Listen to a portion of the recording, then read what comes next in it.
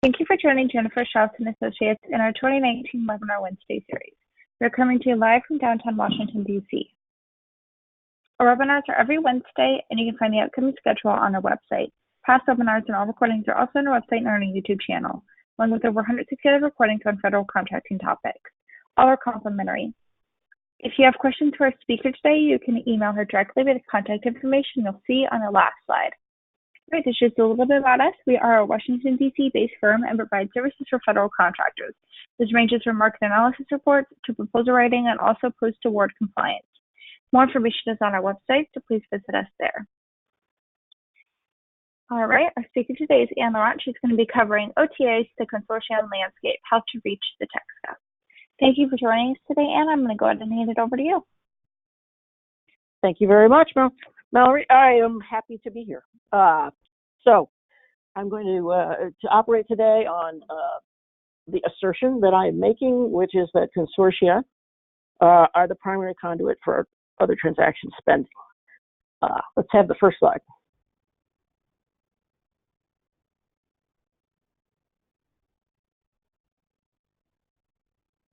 Can we get the first slide, please?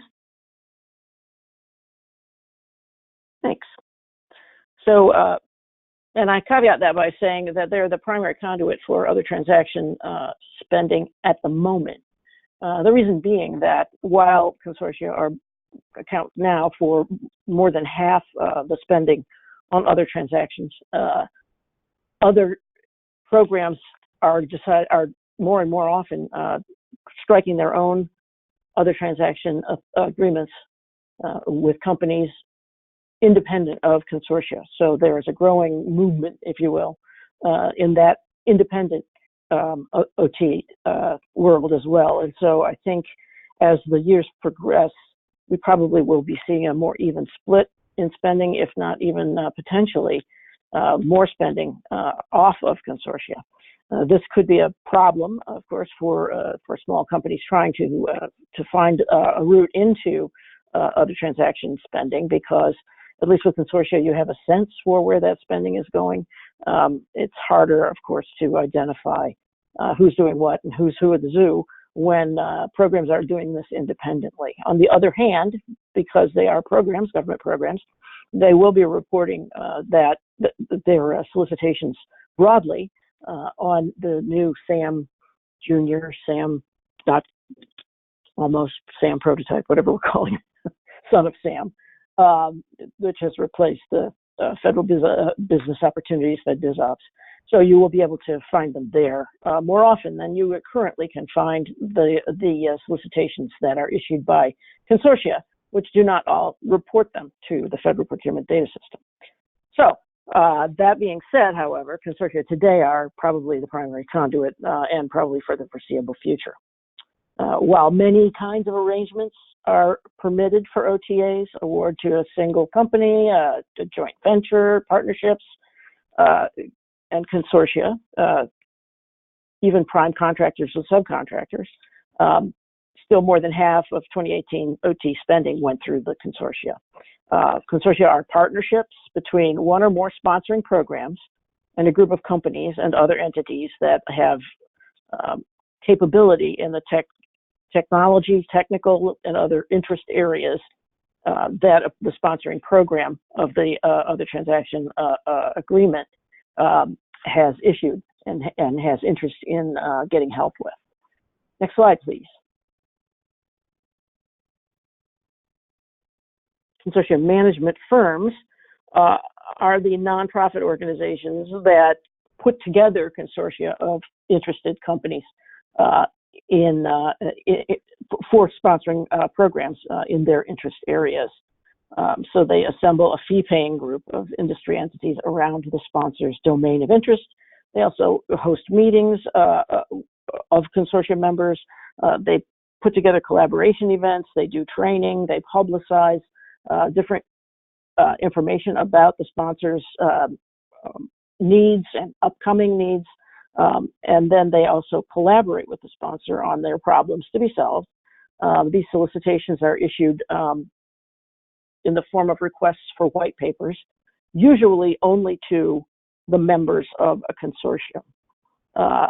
On occasion, certain consortia in the universe of consortia will publicize their solicitations outside just of their membership, but no consortium that I'm aware of will allow people outside or companies outside of membership to actually bid on the solicitations that they issue. So it's an important thing to know, and that means joining one or more consortia if you want to use them as a conduit to other transaction agreements. They also assist the government sponsoring program in selection, negotiations with the selected company that wants to produce a prototype, those awards, and then in any invoicing that needs to be done as well. So consortium management firms are key players in this consortium, in the other transaction agreement process. Next slide, please.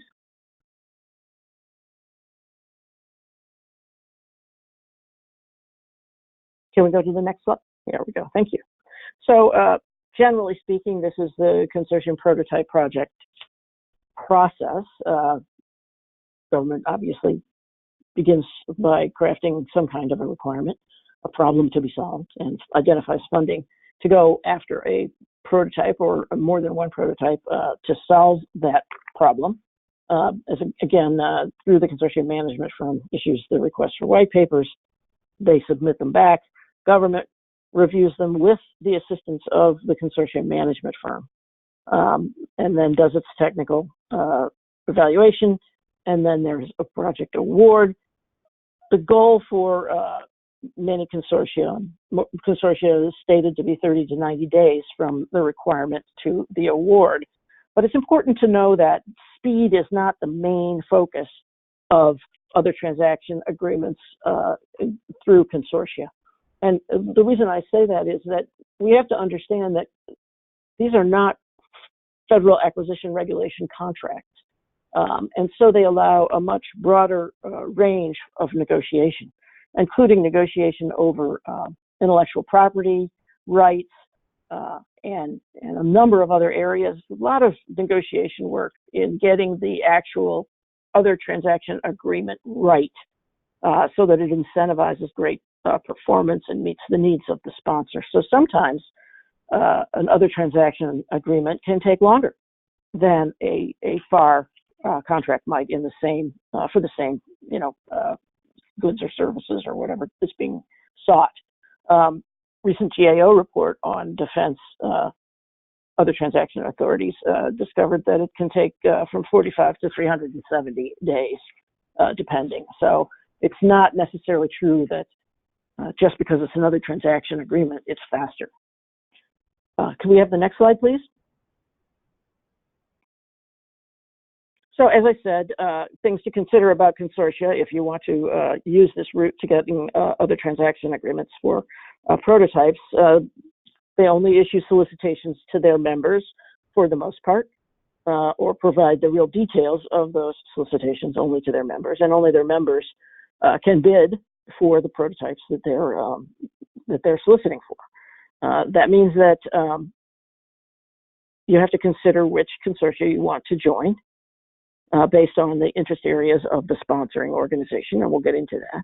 And you need to manage the relationships with the consortia that you do join. And this can include the same kind of footwork that you do for a regular FAR contract, researching the tech areas that interest a given sponsor, not just the one that's being solicited for, but understanding the family of problems within which a given solicitation lives, so that you can understand the context for that solicitation and thereby propose more effectively to it.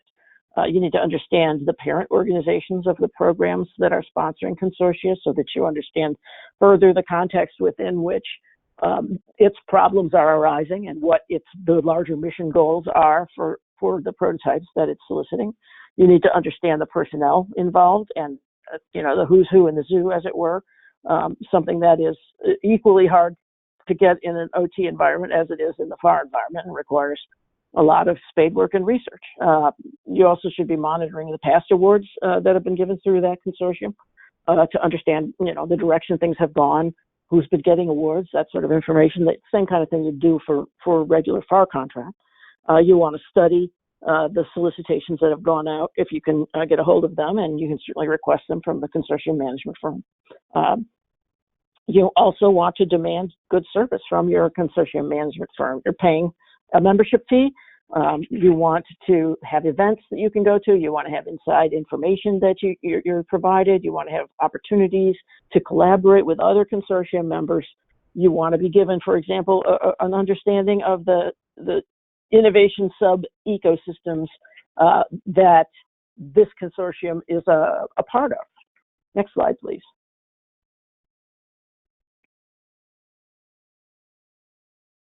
So finding the best matching consortia for your small innovative company can be a challenge.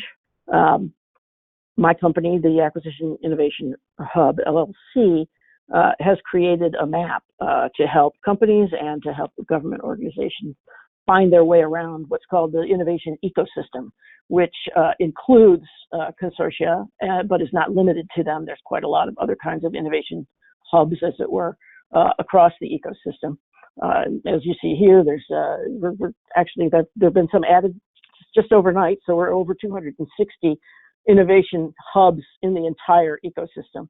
And then within that, there are actually now 30 consortia covered, and that is the full range of consortia that are operating, other transaction authority consortia that are operating in government right now. Next slide, please. So I've given you a list here of consortia, other transaction authority consortia that are in operation currently. For the most part, we can be sure that they're all in operation. They're all in existence. Some of them may or may not be issuing solicitations currently, but most of these are. And as you can see, there's a pretty broad range of subject matter being covered by consortia, everything from undersea technology innovation to border security to the National Geospatial Intelligence Agencies, OTA, to sensors and communications, to medical technology. So there's just a broad range. Here, you ought to be able to find somewhere your capabilities will fit. Next slide, please.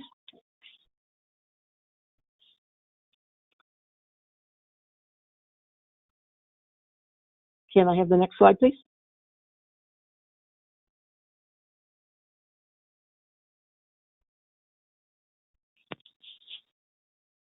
Could we get the next slide, please?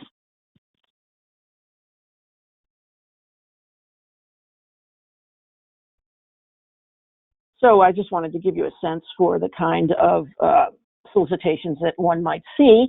These, some of these are still actually open. Actually, I believe all of them are still open, but they range from everything from AI speech to text to hemorrhage detection to supply chain management tools, so and more. Quite a range here, so that it's certainly clear that while many consortia solicitations are pretty technical, there is a broad range of them that are not as highly technical, and that certainly small innovative companies or groups of small innovative companies could definitely put together good proposals against them. Next slide, please.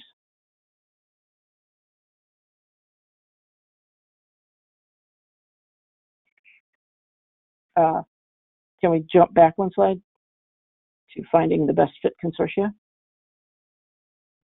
There we go. So consortia list their the tech areas of their sponsors on their websites. So that's, you know, easy enough to find. Those tech areas, however, indicate the high-level focus of the consortium. It's the requests for white paper or solicitations where things get much more technical and much more direct. So, of course, if you really want to get into the business of bidding on prototype other transaction agreements, you pretty much have to join the consortia. Something else to consider is that the interest areas that you'll see when you look at the consortia that I've provided the names for, the interest areas overlap a good deal across both consortia and other innovation hubs in the ecosystem. The map that we've got, for example, you can search the interest areas of all of the different kinds of entities. And if you search just the term artificial intelligence, it brings up 20 different hubs that include consortia, but also tech scouting outposts in Silicon Valley, and rapid response and rapid contracting organizations, and prize challenge offices, and lots of other innovation entities. So, you know, this is another sort of complexifying, if you will, factor you should have in mind when working with consortia. It's also the case that consortia often are looking for similar or the same things. For example, this summer, 2 consortia solicited and awarded prototype transaction agreements for ensuring the provenance of field programmable gate arrays, which are a key microelectronic component in almost every weapon system. So obviously everybody cares about them, and everybody is interested in making sure that they are not being including parts and work by adversary countries. However, it's very hard to ensure that. So we see, if you will, competitive solicitations coming out for this particular microelectronic component and other things as well. Next slide, please.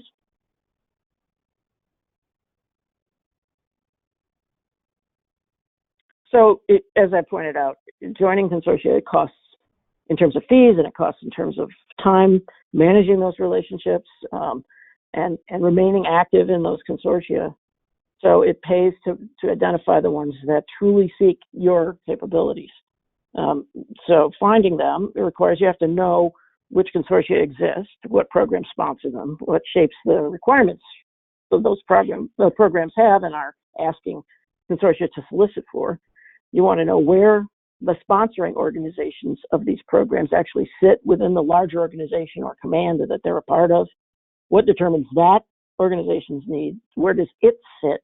No, it's not dissimilar from the kind of work that you have to do when you're looking to build a capture plan for a FAR-based contract. Next slide, please.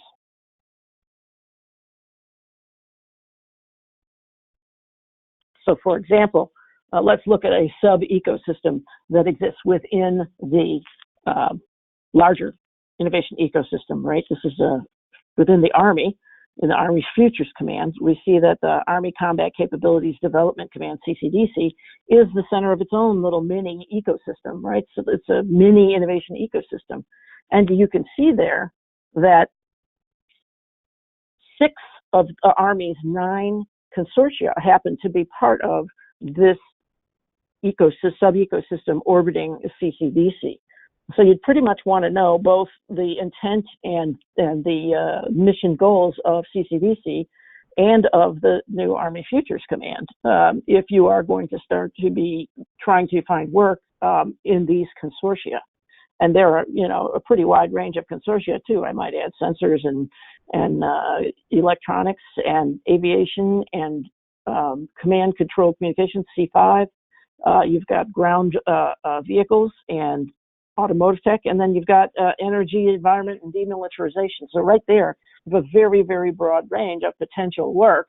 If your capabilities fit in one of those, it behooves you to do some due diligence on the consortia and to learn where they live and how they work. Next slide, please.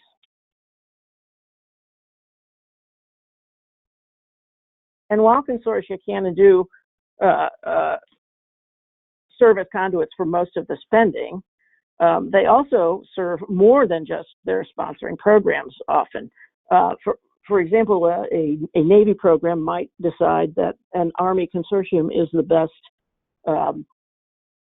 conduit for its particular problem set and decide to issue its other transaction solicitation through an Army consortium. And different Army programs might use the same consortium that belongs just to one of them. That kind of thing does occur with great frequency. In addition to that, there are other innovation hubs that also refer work and refer innovators across the ecosystem to different consortia and to other innovation hubs. Examples of that would be like AFWorks, the Defense Innovation Unit, all of the research labs, Army, Navy, Air Force research labs, etc. So again, it's important to map that entire universe. It takes time and it takes insider knowledge, but all of that can be covered, the cost of all of that, with a single prototype or prototype production win. The company that I run, the Acquisition Innovators Hub, has an Innovation Opportunity Scouts project that we're using using the innovation ecosystem map to match companies' capabilities with the hubs that need them most. So we have recognized that that's a very, very difficult proposition, and we're also helping government entities understand the extent of the innovation ecosystem and what each different innovation hub is doing that might have some impact on or be of use to another federal organization. So, for example, if one entity has an interest area that is shared by another one, and they can figure that out, they could put their funding together on a single prototype that will convey capabilities that they both need, and thereby be able to sort of double the impact or the return on investment for a given prototype agreement. So we are also endeavoring to help federal agencies understand the lay of the land, as it were, as well, which is increasingly important as the innovation ecosystem gets larger and larger. Next slide, please. So I have put together on these next two slides some high-level resources for you so that you can investigate other transactions and the use and growth of consortia for yourselves. Several different reports, two on this page from GAO and Congressional Research Service, and then next slide you'll see another one that is very, very important to understand, which is the Other Transaction Guide, housed at the Defense Acquisition University, came out last November and is it's in November 2018, and is sort of the Bible for how other transactions are to be accomplished by defense entities. Very, very important to peruse that. There's lots of case studies and a lot of terrifically useful information. And then finally, a piece that I wrote about the map that I have referred to here, and about the difficulty of negotiating that innovation ecosystem, and about ways to make it easier. So I thank you very much, and if you have questions or you would like to get some help, perhaps using our map, please do get in touch. As Mallory said, my name and number and email are all on the final slide here. And now I will turn it back to Melton. Thank you so much, Anne, for joining us today. And then, like she said, if you have any questions, please feel free to contact her at the email or phone number shown on the screen. And thank you. This concludes the webinar.